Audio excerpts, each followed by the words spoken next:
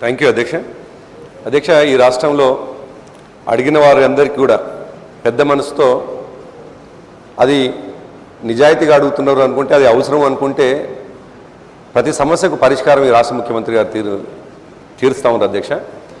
మరొక సమస్య ఉంది అధ్యక్ష. సరే, ఇది నిజానికి మన రాష్ట్ర పరిధిలో రానప్పటికీ కేంద్రం నియమించినటువంటి 13 సంవత్సరాల క్రితం కేంద్రం నియమించినటువంటి ఆశా వర్కర్ల అధ్యక్ష, వాళ్ళు సేవ చేస్తున్నదేమో మన రాష్ట్రానికి సంబంధించి.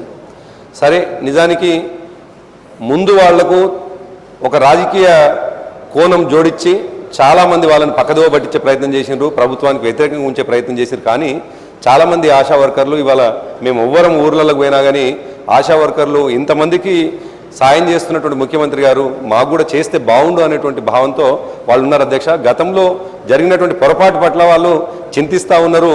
అది నిజానికి మన పరిధి కాదు, కానీ మన దగ్గరనే సేవ చేస్తున్నారు. కాబట్టి మీ ద్వారా మంత్రి గారికి ముఖ్యమంత్రి గారికి విన్నవిస్తూ ఉన్నాం, ఆశా వర్కర్లకు ఏదైనా ఒక సుస్థిరమైనటువంటి వాళ్ళ జీవితంకు మరి ఒక భద్రత కలిగేటువంటి వేతనాన్ని ఏదైనా నిర్ణయించినట్లయితే బాగుంటుంది. వాళ్ళు కూడా తెలంగాణ బిడ్డలే కాబట్టి ఆ దిశగా ఆలోచించాలని మంత్రి గారిని రిక్వెస్ట్ చేస్తా ఉన్నా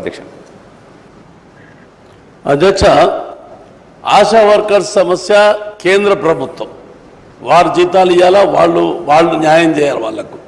మన రాష్ట్ర ప్రభుత్వం కేవలం ముఖ్యమంత్రి గారు ప్రైమ్ మినిస్టర్కో లేకపోతే కన్సర్న్ మినిస్టర్కో రికమెండ్ చేయగలుగుతారు, చెప్పగలుగుతారు, లేకపోతే పోయి రిక్వెస్ట్ చేయగలుగుతారు ఢిల్లీకి పోయినప్పుడు. కానీ మనం డిక్టేట్ అయితే చేయలేం, కేంద్ర ప్రభుత్వం నిర్ణయం చేయాలి.